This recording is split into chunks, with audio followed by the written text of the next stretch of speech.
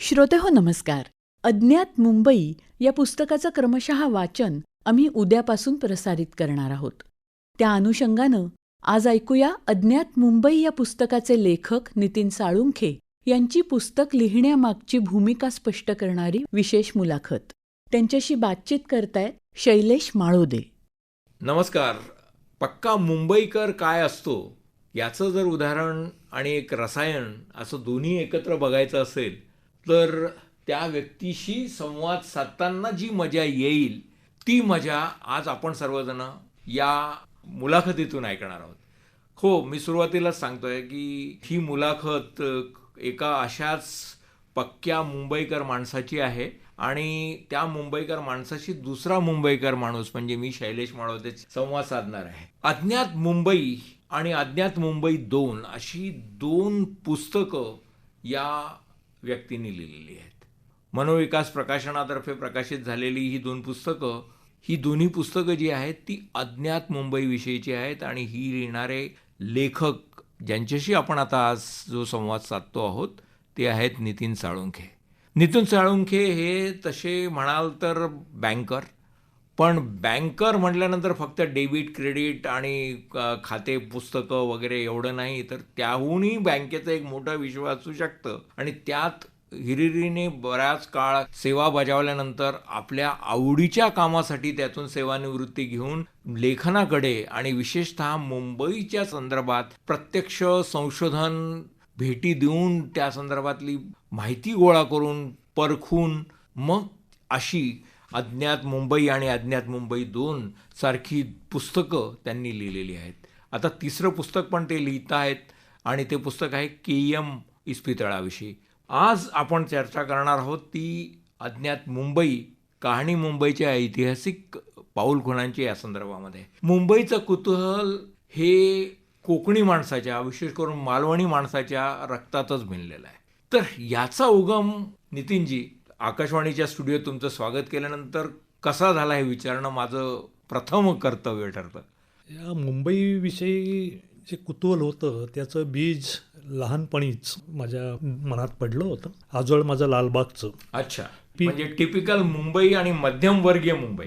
Malvani Mumbai. Malvani Mumbai, correct. म्हणजे ती मालवणी एवढी होती की एखादा पश्चिम महाराष्ट्रातली किंवा कोल्हापूरकडे जी भाषा बोलायला लागला तर लहानपणी वाटायचा हा कोणतरी वेगळा माणूस आहे. तर त्या मालवणीमध्ये माझी आई, मावशा, मामा हे जे गप्पा मारत बसायचे ना, त्यांच्या गप्पांमध्ये जुनी मुंबई, मामा ब्रिटिश कंपनीत कामाला होता, त्या मामाच्या अनुषंगाने जे तिकडचं मामाच्या गप्पांमध्ये यायचं तेव्हा माझ्या डोक्यात ते बीज पडलं होतं.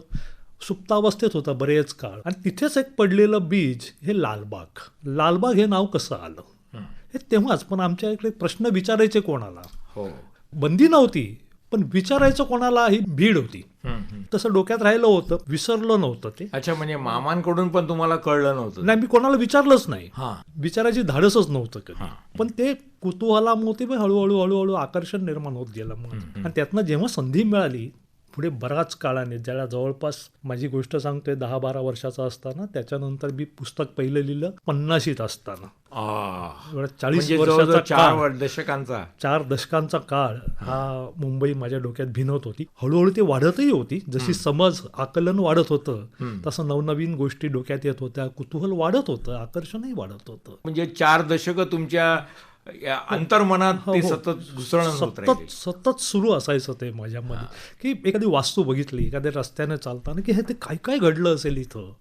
कारण वाचन त्या अनुषंगाने माझं बदललं. वाचनाची आवड होतीच, पण एक काही ठराविक वेळेनंतर आहे ना, 30-1 वर्षानंतर मी फक्त मुंबई विषय घेऊनच वाचायला सुरुवात केली. अच्छा, हां. पण मग ही जी प्रक्रिया आहे वाचनाची, तर हे वाचन मुंबईच्या संदर्भात फोकस्ड ते साधारण केव्हा सुरू झालं? सुरुवात झाली लोकसत्तेमध्ये, तेव्हा डॉक्टर अरुण टिकेकरांची एक लेखमाला चालायची, स्थलकाल नावाची. त्यात बदलत्या मुंबईचा त्यांनी वेध घेतलेला असायचा. ते मला आवडायला लागलं.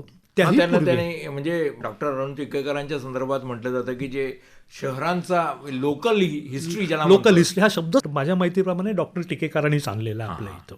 त्यापूर्वी मला डिटेक्टिव्ह कादंबऱ्या वाचायला खूप आवडायचं. त्या ज्या कादंबऱ्यातनं मुंबईची वर्णने यायची ते रस्त्यांची नावं, त्या इमारतींची नावं, राजमहालांची नावं यायची, गाड्यांची नावं इव्हन. तर तिथून ते मला वाचनाची सवय लागली. तिथे थोडीशी मुंबई दिसली होती. टिकेकरांकडनं ती तपशीलवार समजत गेली मला. म्हणजे पर्स्पेक्टिव्ह मिळाला. पर्स्पेक्टिव्ह मिळाला. हां. मुंबईच्या संदर्भात मैकावतीची बखर, इतिहासाचार्य विका राजवाडे यांनी जी लिहिलं, ॲक्च्युअली ती बखर वेगळी आहे. इतिहासाचार्याने ती आपल्या भाषेमध्ये व्यवस्थित मांडलेली आहे, उलगडून दाखवलेली आहे. हे पुस्तकही माझ्या वाचनात आलं. त्याच नावाचं अशोक सावेंनी लिहिलेलं पुस्तक आहे. फक्त त्यांचा बघण्याचा दृष्टिकोन तिथे वेगळा आहे, राजवाड्यांचा वेगळा आहे. पण ह्यातनं बरीचशी मुंबई समजते. म्हणजे राजा बिंब, मुंबईचा जो पहिला राजा, पहिली राजधानी स्थापन करणारा राजा, हा 1 की 2 हे अनेक अभ्यासकांना हे प्रश्न असतात. ते बऱ्यापैकी त्या पुस्तकातनं सुटते. म्हणजे मुंबईवरती अभ्यास करू इच्छिणाऱ्या कोणालाही मैकावतीची बखर हे पुस्तक टाळता येणार नाही. ते वाचल्यावरच मला अधिक चांगल्या पद्धतीने मुंबई समजत गेली. मग नंतर गोविंद नारायण मडगावकर वाचले, मुंबईचं वर्णन वालं, त्याचीच सुधारित आवृत्ती पुढे. त्याच पुस्तकावर आधारलेलं नंतर तुमचं मुंबईचं वृत्तांत वाचलं आचार्यांचं, शिंगणे आचार्य. नंतर मुंबई नगरी वाचली मी नरफाटकांची. पण मी बघितलं की तीच पुस्तकातनं तेच वर्णन थोडंसं जास्तीची माहिती देऊन येत होतं. म्हणजे हे मराठीमधून वाचलं होतं. मराठीमधनंच वाचत होतो मी पण अर्थातच. मुंबई ही इंग्रजांनी स्थापलेली आहे, त्यामुळे त्या संदर्भातली बरीचशी इंग्रजी पुस्तकं त्या वेळचे राज्यकर्ते असतील, प्रवासी असतील, त्यांनी लिहिली असतील. मग त्यांचा शोध कधी लागला तुम्हाला? त्यांचा शोध मी खूप नंतर घ्यायला सुरुवात केली सर. कारण माझ्या हातात काय झालं, मला हातात गॅझेट लागली. SM एडवर्ड्सने लिहिलेली 1903 साली ती प्रसिद्ध झाली, 2 या 3 साली. तर ती गॅझेट इंग्रजीमध्ये आहेत. तर बघितलं, गॅझेट ही अधिकृत माहिती असते गॅझेटमध्ये. पण ती गॅझेटमधली माहिती खाली त्यांनी टिपा दिलेल्या असायच्या, संदर्भ दिलेले असायचे, कुठना घेतली. त्यात जी पुस्तकांची नावं होती ना, ते मी इंटरनेट तोपर्यंत मी हाताळायला शिकलो होतो बऱ्यापैकी. इंटरनेटवरती मी शोध गेलो. पण ही केव्हाची घटना असेल? साधारणतः सांगतो तुम्हाला मी 2016-17 म्हणजे 8-10 वर्षांपूर्वी. हो, कारण पहिलं पुस्तक लिहायलाच मला 6 वर्ष लागली आहेत. कारण ती पुस्तकं शोधणं, सगळीच पुस्तकं एक सोप्या भाषेत नसतात, ती क्लिष्ट. तेव्हाचं इंग्रजी व्याकरण, तेव्हाची लिहिण्याची जी पद्धत, स्वल्पविरामाची पद्धत खूप होती तेव्हा. ते वाक्य तोडून वाचणं हे मला थोडंसं समजायला वेळ लागायचा. आणि सर, मी अजून एक म्हणजे अतिशय नम्रपणे सांगू इच्छितो की मी ही पुस्तकं जरी मी लिहिलं असं म्हणत असेल तरी मला याला अनंत लोकांनी मदत केलेली आहे. पण आपण त्याच्याकडे येऊया. पण पहिल्यांदा ही जी प्रक्रिया तुम्ही सांगत होतात की तुम्हाला इंग्रजी पुस्तकांचं वेध घेण्याची आणि ती उपलब्ध होण्याची जी प्रक्रिया आहे, ती जरा त्याच्यावरती प्रकाशात थोडं टाका. कारण लंडन सारखं शहर, म्हणजे जे आपण लोकल हिस्ट्रीचाच उल्लेख केला म्हणून मुंबई आणि लंडनची आपण नेहमी तुलना करतो. लंडनला पूर्वीच्या काळी जागतिक आर्थिक राजधानी आणि भारताची आर्थिक राजधानी म्हणून मुंबई.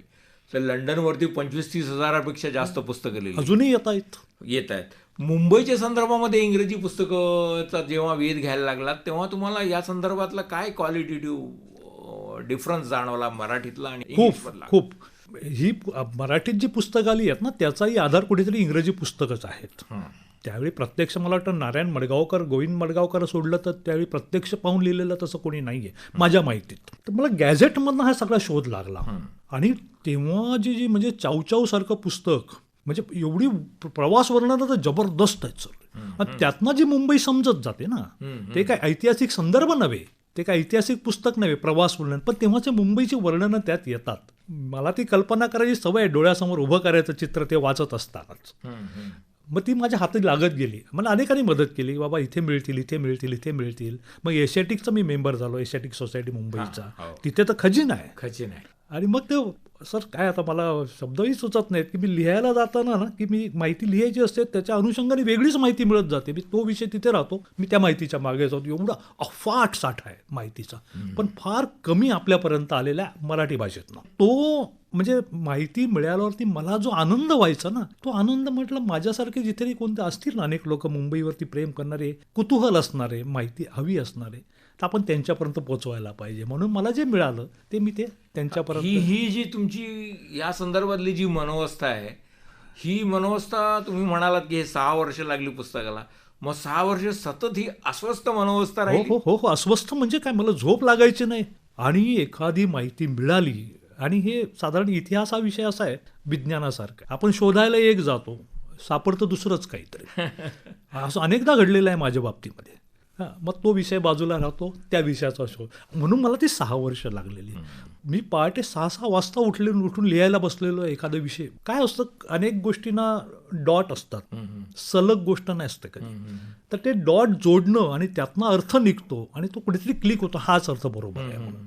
म्हणजे गावांची नावं जेव्हा मी शोधायला सुरुवात केली, ती हीच प्रक्रिया डोक्यात सातत्याने सुरू होती. अच्छा, पण हे आता पुस्तकाला तुम्ही 6 वर्ष लागले असं म्हणालात, पण हे पुस्तक ठरवून तुम्ही लेखन केलं मुंबई विषयात, का त्याच्या आधी काही लेखन घडलंय? सांगतो सर. म्हणजे मला या प्रश्नाचं तर मनापासून आवडेल द्यायला. प्रश्नच आवडला मला. लहानपणापासून पुस्तकातलाच असल्यामुळे, म्हणजे समजायला वाचायला यायला लागल्यापासून माझं स्वप्न लेखक व्हायचं होतं सर. पण त्या दिशेने प्रयत्न काहीच करत नव्हतो मी. मुंबईचं जेव्हा मी वाचायला सुरुवात केली आणि ही माहिती अनेकांपर्यंत पोचवायला पाहिजे असं वाटायला लागलं, तेव्हा पुस्तक विषय नव्हता डोक्यात माझ्या. जेव्हा सोशल मीडियाचं युग सुरू झालं, मी गेलो त्या सोशल मीडियामध्ये, तेव्हा मला जे सापडलं ते मी लिहायला सुरुवात केली. जवळपास 3-4 वर्ष ती प्रक्रिया सुरू राहिली आणि प्रचंड ॲप्रिसिएशन मला मिळालं. प्रचंड, म्हणजे मी कल्पनाही केली नव्हती. कदाचित इतरांसाठी ते छोटं असेल, माझ्यासाठी खूप मोठं होतं ते. आणि मग त्यातूनच अशोक राणे, आमचे वर्ल्ड सिनेमामध्ये जे काम करतात समीक्षक, त्यांनी सुचवलं, गणेश नितीन याचं पुस्तक करू आपण. अच्छा, म्हणजे गणेश हे तुम्हाला परिवारात म्हणजे ओळखीच्या मित्रांमधलं नाव आहे? मला गणेश म्हणतात अनेक लोक मला, आणि नितीन हे माझं अधिकृत नाव आहे. तर त्यांनी मला सुचवलं आणि ते माझ्या मागे लागले की हे तू कर, पुस्तक कर. आणि तेव्हा आमच्या एका डॉक्युमेंटरीचं आम्ही काम करत होतो, पुन्हा ती गिरणगावाची डॉक्युमेंटरी, यट अनदर मोहनजोदडो म्हणून, की 1854 ते 1982 या दरम्यानच्या मुंबईमध्ये गिरण्या उदयाला आल्या आणि गिरण्याच्या आजूबाजूला जे गाव वसत गेलं, बहुभाषिक, बहुसांस्कृतिक, तर ते कसं 1982च्या संपानंतर ते हळूहळू संपत गेलं. त्यावर एक आम्ही डॉक्युमेंटरी राणेसाहेबच करत होते, मी त्यांना इतिहासाच्या अनुषंगाने मदत करत होतो. तेव्हा मग एक मनोविकास प्रकाशनचे पाटकर संपर्कात आले आमच्या, अरविंद पाटकर. नुकतंच त्यांचं निधन झालं. तर त्यांनी इंटरेस्ट घेतला, कारण ते पण कट्टर मुंबईकर, हाडाचे मुंबईकर, त्यात गिरणी कामगारांचे नेते. त्यामुळे ते म्हणाले तू करच पुस्तक याचं. त्यामुळे पहिलं पुस्तक जे माझं अज्ञात मुंबई आहे ना, हे उत्साहाच्या भरात झालेलं आहे. काही हासबास नव्हतं, मला पुस्तक होईलच, स्वप्न होतं, पण एवढं पटकन तेही मनोविकास सारख्या प्रकाशनाकडनं होईल हे मला कल्पना नव्हती. याच्यासाठी म्हणजे सोशल मीडिया किंवा समाज माध्यमांचे जे प्लॅटफॉर्म आहे त्याच्यावरती लिहिणं एक वेगळी गोष्ट आहे, पण एखादं पुस्तक म्हणजे जे एक ऑथेंटिक, एक डॉक्युमेंटेशन बेस्ड हे होतं, त्याच्यासाठी बरेचसे संदर्भ, त्याची तपासणी आणि हे करणं फार गरजेचं असतं. तर हे कसं काय केलं? आणि मुख्य म्हणजे हे पुस्तक साकारताना तुम्ही तुमच्या मनोगतामध्ये देखील लिहिलेलं आहे की तुम्ही जी वेगवेगळी अज्ञात मुंबई हे नाव आहेत, अज्ञातांचा शोध घेण्यासाठी जी गवसणी आहे, अज्ञातांची गवसणी कशी झाली, त्याच्यावर प्रकाश टाकला तर छान वाटेल. अज्ञात मुंबई हे नाव देण्यामागचं एक कारण असं होतं की मी जरी मुंबईकर मला म्हणत असलो, किंवा अनेक जण म्हणतात मी मुंबईकर आहे, पण हे साधारण दिव्याखाली अंधारासारखं असतं. मुंबईची माहिती नसते. दोष त्यांचाही नसतो, कारण आपण पोटापाण्याच्याच मागे एवढे जात असतो. ते आपल्या आवड कशात आहे किंवा कुतूहल शमवणं हा आपल्या त्या वेळापत्रकात बसतच नाही. तो मागे पडत जातो सगळ्यांच्याच. ते हे अज्ञात मुंबई नाव देण्यामागचं कारण हेच आहे की जी मुंबई आहे पुस्तकातनं लिहिली गेलेली आहे, तिची अनेक वर्णनं आहेत, अनेक लोकांनी करून ठेवलेली, अर्थात इंग्रजीमध्ये आहेत ती, तर ही कुठेतरी ज्ञात करून देणं मुंबईकरांना. माझा तर अनुभव आहे मुंबईच्या विषयी कुतूहल मुंबईच्या बाहेरच्या अधिक आहे, कारण माझी पुस्तकं बाहेर खूप विकली गेलेली आहेत. म्हणजे आमच्या प्रकाशकांचा जो म्हणणं आहे त्यानुसार, म्हणजे कितीतरी विस्मयकारक गोष्टी आहेत जे माहीत नाही आहेत आपल्याला. आता तुम्ही अज्ञात मुंबई या शीर्षकाचा उल्लेख केलाच आहे आणि संदर्भ साहित्याच्यासाठी वेगवेगळ्या पुस्तकांचा तुम्ही मागोवा घेतला, त्यातलं वाचन केलं, नंतर ते तपासून बघितलं आणि त्या प्रत्येक वेगवेगळ्या ठिकाणांच्या स्वरूपामध्ये हे पुस्तक साकारलं गेलं आहे. आणि लवकरच आकाशवाणी म्हणजे ही या संदर्भातलं एक मालिका, या पुस्तकाच्या वाचनाच्या संदर्भातली वाचन मालिका म्हणूया, ती येऊ घातलेली आहे. तर मला हे सांगा की ही जी अज्ञाताची जी गवसणी आहे ती करताना अशी काही उदाहरणं सांगू शकाल की अमक्या ठिकाणी तुम्ही बघायला गेलात आणि त्याच्यातून तुम्हाला नव्यानेच गोष्ट, अशी काही ठळक उदाहरणं सांगता येतील का आपल्याला? नक्की सांगतो मी. पुन्हा लालबागकडेच येतो. लालबाग हे नाव कसं पडलंय कुतूहल माझ्या मनात अगदी लहानपणापासून. तो भागच वैशिष्ट्यपूर्ण आहे. त्याला लागतं मध्य रेल्वेवरचं चिंचपोकळी स्टेशन. चिंचपोकळीच्या पश्चिमेला अर्थ रोड येतं आणि लगेच बाहेर पडलात की लालबाग सुरू होतं. छोटासा भाग आहे. हे नाव कसं पडलं? जनरली आपण अंधेरीला राहतो तर अंधेरी पूर्व पश्चिम म्हणतो आपण. तसं चिंचपोकळी हे वेगळं आहे. दोन्ही नावं वेगवेगळी आहेत पूर्व पश्चिमेची. त्यात लालबाग हे माझं आजोळ आणि प्रेमाचं ठिकाण. लालबागला मला लाल काहीच दिसायचं नाही. तेव्हा ते कम्युनिस्ट पक्ष जोरात होता, तेव्हा लाल झेंडे, पण ती समज तेव्हा नव्हती मला. पण बाग तर शक्यच नव्हतं. गिरण्यांची धुरांडीत होती सगळी आणि समोर गॅस कंपनी, सतत काळवंडलेलं आकाश. म्हटलं लाल कुठनं आलं? हा शोध जवळपास मी सांगतो वयाच्या 30-35 मध्ये येईपर्यंत थोडासा शंभला.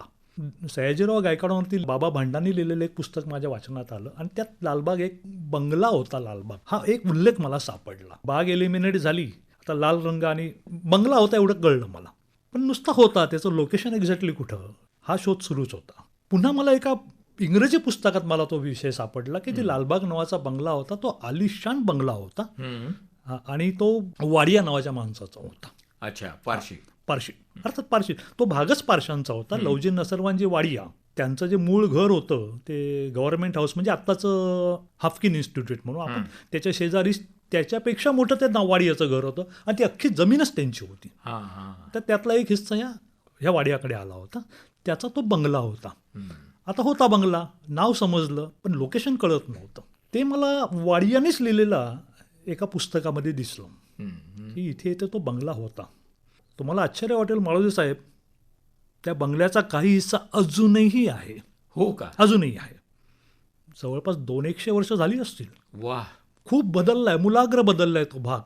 पण ती एक इमारत छोटी म्हणजे तेवढा हिस्सा आहे त्याचा. त्या काळच्या खिडक्या आहेत त्याला अजूनही. अच्छा. बरं, हाच बंगला कशावरनं आता? हा पुन्हा मला स्वतःलाच प्रश्न पडतात आणि मी त्याची उत्तरे शोधत जातो. त्यातनं ते पुस्तक आलेलं आहे. बोललं आता ह्याचा अधिकृत पुरावा पाहिजे, हाच आहे तो बंगला. आता अधिकृत पुरावा म्हणजे प्रॉपर्टी कार्ड्स, 7-12 प्रॉपर्टी, हे सरकारी कागदपत्र. प्रॉपर्टी कार्डवरती उल्लेख सापडला आणि सर मला जो आनंद झाला ना, तो ह्या क्षणी पण मी अनुभवू शकतोय. वा, हे लालबागचं एक उदाहरण झालं. चिंचपोकळीचं सेम उदाहरण. हो. चिंचपोकळी हे नाव एका बंगल्यावरनंच आलेलं आहे. हो, त्याचा पुरावा आहे आपल्याकडे. तसंच तुम्ही पुस्तकांमध्ये पुढे घेताना काळा घोडा, हो, काळा घोडाचं का मी उल्लेख करतो, कारण अजूनही आपण तो म्हणजे काळा घोडा या नावाने काळा घोडा फेस्टिवल हा मोठ्या जोशामध्ये दरवर्षी आयोजित केला जातो. तर हे काळा घोडा काय प्रकरण आहे? 1875-76 साली प्रिन्स ऑफ वेल्स म्हणजे व्हिक्टोरियाचा मोठा मुलगा, जो पुढे बनून राजा बनणार असतो, तो पुढे बनलाय राजा, 7वा एडवर्ड म्हणतो आपण, तो प्रिन्स ऑफ वेल्स असताना आपल्या मुंबईमध्ये आला होता. म्हणजे तोच पिरियड ना ज्योतिबांनी करेक्ट, 1875-76 तोच पिरियड तो. तेव्हा पद्धत अशी होती की ब्रिटिश कोणी मोठे व्यक्ती आली राजघराण्यातली किंवा मोठे अधिकारी कोण आली तर त्यांच्या नावाने एखादा रस्ता, एखादी बाग किंवा त्याचा पुतळा. तर तो काळा घोडा हा पुतळा त्याचा आहे. तो 7वा एडवर्ड नंतर झाला तेव्हा तो प्रिन्स ऑफ वेल्स होता. तो काही काळ इथे हाफकिन इन्स्टिट्यूट, तेव्हा गव्हर्नमेंट हाऊस होतं, मुंबईचे गव्हर्नर तिथे राहायचे परळच्या त्या हाफकिनमध्ये तेव्हा. तर तिथे त्याने मुक्कामही केला होता 4 दिवस, ते अजूनही सांगितलं जातं. तर त्याचा तो पुतळा होता आणि तो होता ब्रॉन्झमध्ये घडवलेला होता. तो काळपट साधारणतः. आता हे माझी कल्पना आहे आता की राजाचं नाव कसं घ्यायचं. आपल्या लोकांना पडलेला प्रश्न असू शकतो, मग तो घोडा बोलायचं. जसं आमची आजी आहे ना, आजोबा नाही म्हणायचे, हापीस म्हणायचे. हापीस आलं नाही अजून, हापीस गेलं. हा, म्हणजे असं बरेचदा असलं की पागोट दिसत नाहीये. हा, एक्झॅक्टली तसंच मोठ्या माणसाची नावं कशी घ्यायची. तसा तो काळा घोडा होता. तो काळा घोडा एवढा प्रसिद्ध झाला कारण तेव्हा तो घोड्यावरचा एकमेव पुतळा होता मुंबईतला. एकमेव पुतळा, इक्वेस्टेरियन स्टॅच्यू ज्याला म्हणतात ना, एकमेव. त्यामुळे ते खुण्याचं ठिकाणही झालं. जसं इंडिकेटरच्या खाली, आता इंडिकेटर 4-4 असतात पण तेव्हा एकच असायचं स्टेशनला, कुठे भेटायचं इंडिकेटरच्या खाली. तसा तो काळा घोडा आता परवलीचा शब्द म्हणा किंवा खूण झाली ती भेटण्याची, तर ती प्रसिद्ध झाली. पूर्वी म्हणजे मोर्चेही काळा घोड्यालाच अडवायचे, जे आता आझाद मैदानाला. त्यामुळे एवढा काळा घोडा प्रसिद्ध होता. तो मला वाटतं 1965 साली जेव्हा ब्रिटिशांची प्रतीकं आता नको होतं आपल्याला, तेव्हा तो हलवण्यात आला आहे. जॉर्ज फर्नांडिस यांचं ते आंदोलन होतं तेव्हा. अनेक जण त्याचं श्रेय म्हणू किंवा त्याचा दोष म्हणा, काही म्हणा, संयुक्त महाराष्ट्राच्या आंदोलनाला देतात, पण तसं काही नाही आहे. ते संयुक्त महाराष्ट्राचं आंदोलन 1960ला संपलं होतं. महाराष्ट्र राज्याची निर्मिती झाली होती. त्यामुळे संयुक्त आंदोलनाचा आणि ते पुतळे हलवण्याचा किंवा नासधूस करण्याचा काही संबंध नाही. ते 1965 साली हलवलेलं आहे. तो राणीच्या बागेत आहे, आता बघता येतो. आता जो काळा घोडा आहे तो नंतर बनवून लावलेलं शिल्प आहे. मूळ काळा घोडा आणि त्याचा तसा काही संबंधच नाही आहे. हो, हे अशी अनेक उदाहरणं या दोन्ही पुस्तकांमध्ये विखुरलेली आहे वेगवेगळ्या ठिकाणी, आणि निश्चितच आमच्या श्रोत्यांना याचा आनंद मिळणार आहे या वाचन मालिकेमध्ये. याच्याविषयी काही खरोखर दुमत असण्याचं कारण नाही आहे. पण हे पुस्तक म्हणजे अज्ञात मुंबई आलं आणि त्याच्यानंतर अज्ञात मुंबई 2 का आणि कसं आलं ते? पहिलं पुस्तक लिहिलं तेव्हा मला कल्पना नव्हती माझ्याकडनं दुसरं पुस्तक लिहून होईल. जसं मगाशी सांगितलं की एक माहिती शोधताना मला दुसरी माहिती मिळत जाते, अशी अनेक माहिती साठत गेली माझ्याकडे, संदर्भ साठत गेले. मग आमचे पाटकर म्हणाले मग आपण दुसरं आपण पुस्तक करूया. मालवणीत बोलायचो आम्ही. मग बोला आता नाव काय द्यायचं, तर मुंबईच असा ना 2 नाव देऊया आपण. म्हणून अज्ञात मुंबई पुस्तक एक लिहिलेलं नाहीये, ते नुसतं अज्ञात मुंबईचं आहे. 2, आता याच्या पुढचं 3-4 येणार, विषय वेगळे वेगळे येतील. दुसरं पुस्तक अधिक शहाणपणाने लिहिलेलं आहे. जसं पहिलं उत्साहाच्या भरात लिहिलं गेलेलं आहे, दुसरं मी अतिशय काळजीपूर्वक लिहिलेलं आहे ते पुस्तक. हां, मी तेच म्हणतोय. मी जेव्हा दोन्ही पुस्तकं जेव्हा वाचन केलं त्याच्यात असं लक्षात येतं की तुमचा त्याच्यातला घेतलेली श्रम हे दोन्ही पुस्तकांमध्ये दिसत आहेत, पण त्याच्या मांडणीमध्ये मात्र फरक आहे. कारण दोन्ही पुस्तकं एका अभ्यासकाच्या डोळस दृष्टीने लिहिलेली आहे, त्याच्यात भरपूर टिपाई दिलेल्या आहेत.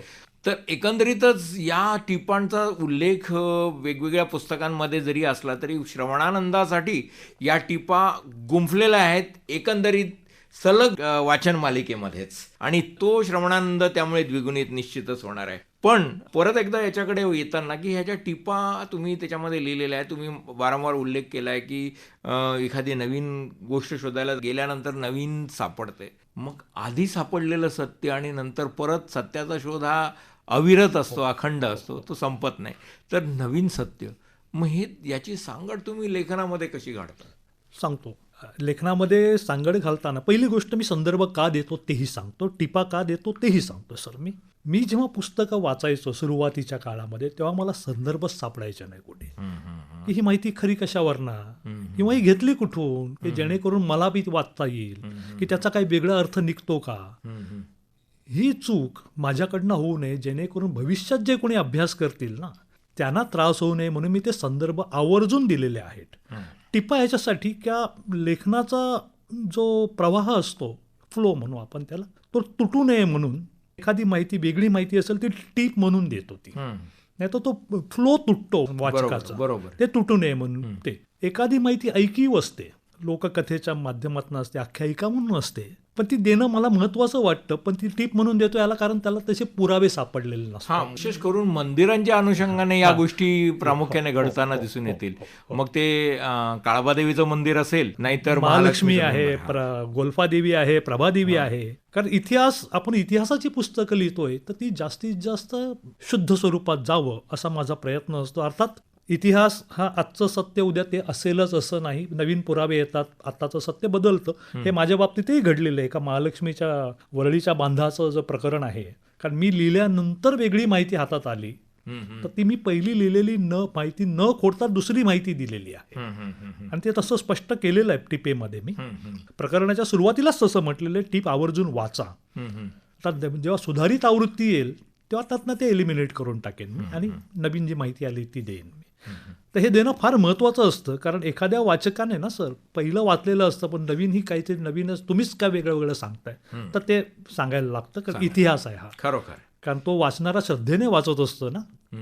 हे झालं पुस्तकांच्या लेखनाच्या संदर्भामध्ये. पण आता हे पुस्तकं एका ऑडिओ बुक्स किंवा असं रेडिओ बुक्स म्हणूया, त्या रेडिओ बुक्सच्या स्वरूपामध्ये, वाचन मालिकेच्या स्वरूपामध्ये उद्यापासून लोकांना, श्रोत्यांना ऐकायला मिळणार आहे. FM रेनबो आणि नंतर आकाशवाणीच्या अस्मिता वाहिनीवरती, दोन्हीवरती. तर ही आकाशवाणीवरील मालिका या संदर्भामध्ये माध्यमांमधला जो फरक आहे तो लक्षात घेऊन काय काय आपण बदल याच्यामध्ये केलेले आहेत मालिकेच्या निर्मात्या ज्योत्स्ना केतकर आणि तुमच्या समन्वयातून? लेखन आणि वाचणं माध्यम वेगळं याची मला कल्पना आहे. वाचायला अधिक सोपं जावं, सोपं म्हणण्यापेक्षा ते आकर्षक असावं आणि सत्यही असावं. ते असं दिलं टिपा संदर्भ. आता संदर्भाची पुस्तकाची नावं देऊ शकत नाही, पण सगळीच नाही, पण काही नावं मी देण्याचा प्रयत्न केला आहे. वेगळं माध्यमाच्या गरजेप्रमाणे मी तसे बदल, तथ्यामध्ये बदल नाही, पॅटर्नमध्ये बदल करून दिलेला आहे, त्या स्वरूपामध्ये थोडासा. तर ते केतकर मॅडमनी आणि तुम्ही स्वतः मला ज्या काही सूचना केल्यात त्याप्रमाणे मी ते करून देतोही आहे. थोडंसं ते अवघड जातं हे डिव्हिजन करणं, कारण मी लेखक असल्यामुळे मी विस्तारवादी आहे. खरोखर. आणि ते थोडंसं वेळेचा भाग, वेळेच्या मर्यादा आपल्याला पाळाव्या लागतात. त्या माध्यमाचं आपल्याला तेवढं भान ठेवावं लागतं. त्यानुसार मी ते बदल करून देतोय. मग श्रोत्यांनी ही मालिका का ऐकावी याविषयी लेखक, या मालिकेचे लेखक म्हणून तुम्ही काय सांगाल? का ऐकावी म्हणजे इंटरेस्टिंग आहे सगळे. हे मुंबई देशाची लक्ष्मी आहे. महालक्ष्मी या शहराची देवता आहे. पुराणात कथा आहे, एक समुद्र मंथनातनं लक्ष्मी नावाचं रत्न निघालं. मुंबईचं काही वेगळं नाही आहे, फक्त मंथननं इथं बंधन झालेलं आहे. 7 बेटे एकत्र जोडली तर तिची कथा हे माहिती असावं. या शहराचा जन्म कसा झाला, वाढ कशी झाली, ती समृद्ध कसं झाली, आजही ते क्रमांक 1चं कसं शहर आहे. त्या म्हणजे तुम्ही मुंबईकरांना मुंबई परत भेट देत आहात. मुंबईकरांना भेट देतोय हां. आणि मुंबईच्या बाहेरच्यांना तिच्याविषयीचं कुतूहल म्हणा, आकर्षण म्हणा, म्हणजे वाढीला लागावं यासाठी प्रयत्न करतोय. मुंबईला मी माझी आई समजतो, दुसरी आई, जन्म देणारी असतेच, पण हिने मला वाढवलं, पालनपोषण ह्या शहराने केलंय माझं. तर पूर्वी पद्धत होती ना सर, आपल्या उपास्य देवतेची आपण कथा लिहावी, पोथी लिहावी, तशी पोथी आहे फक्त ती संदर्भाशी, तथ्यावर आधारित आहे. श्रोते हो, खरं तर या संदर्भामध्ये एक मुंबईकर म्हणून अज्ञात मुंबई आणि याच्या समविचारी लेखकाबरोबर नितीन साळुंखेंबरोबर ही चर्चा बराच काळ चालू शकते, परंतु आपण या पुस्तकाची मालिकाच ऐकणार आहोत. त्यामुळे नितीन साळुंखेंनी लिहिलेली मुंबई आणि नितीन साळुंखेंना जाणवलेली मुंबई ही त्या मालिकेतून ऐकणार आहातच. मुंबईकरांना या वाचनाच्या अनुषंगाने त्याची परत गवसणी व्हावी हा एक विचार पण त्याच्यामध्ये आकाशवाणीतर्फे आहे. तेव्हा नक्कीच ही मालिका तुम्ही ऐका. FM रेनबोवरती पण आहे आणि अस्मिता वाहिनीवरती पण ती आपल्याला ऐकायला मिळेल. नितीन साळुंखेंबरोबरचा हा संवाद आता वेळेच्या मर्यादेनुसार आपण त्याचा समारोप करणार आहोत. नितीन साळुंखेंनी या संदर्भामध्ये आकाशवाणीबरोबर या एकंदर प्रकल्पाविषयी जे सहकार्य केलेलं आहे त्यासाठी मी त्यांचे आभार मानतो. आणि निश्चितच आपण ही मालिका ऐकून मुंबईची माहिती आणि मुंबईचं एकंदर अस्तित्व आणि आपलं त्याच्या भोवतीचं अस्तित्व गवसणार आहे. नमस्कार. आणि मला सर मी आकाशवाणीचे आभार मानतो. मला पोचवल्यापेक्षा मुंबई तुम्ही सर्व दूर पोचवताय, आकाशवाणी मुंबई, याचे मी आभार मानतो. म्हणून अज्ञात मुंबई या पुस्तकाचे लेखक नितीन साळुंखे यांची शैलेश माळोदे यांनी घेतलेली विशेष मुलाखत आत्ताच आपण ऐकली. या कार्यक्रमासाठी निर्मिती सहाय्य केलं होतं क्षितिजा सहकारी यांनी. ही आकाशवाणी मुंबई केंद्राची निर्मिती होती.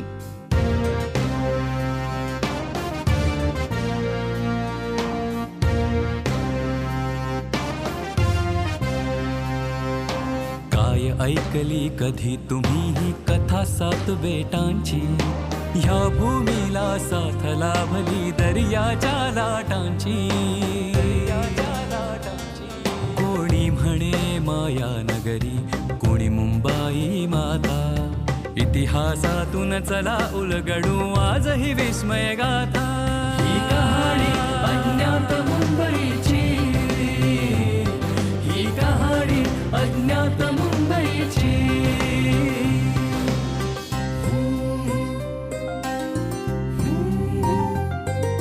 बेटगाव अन नगर शहर ते महानगर बनताना, कधी कुणी कधी कुणी कसे कष्टले ही मुंबई घडताना. चला पाहूया काही खुणा ज्या कथा सांगतील आता, इतिहासातून चला उलगडू आजही विस्मय गाथा. ही कहाणी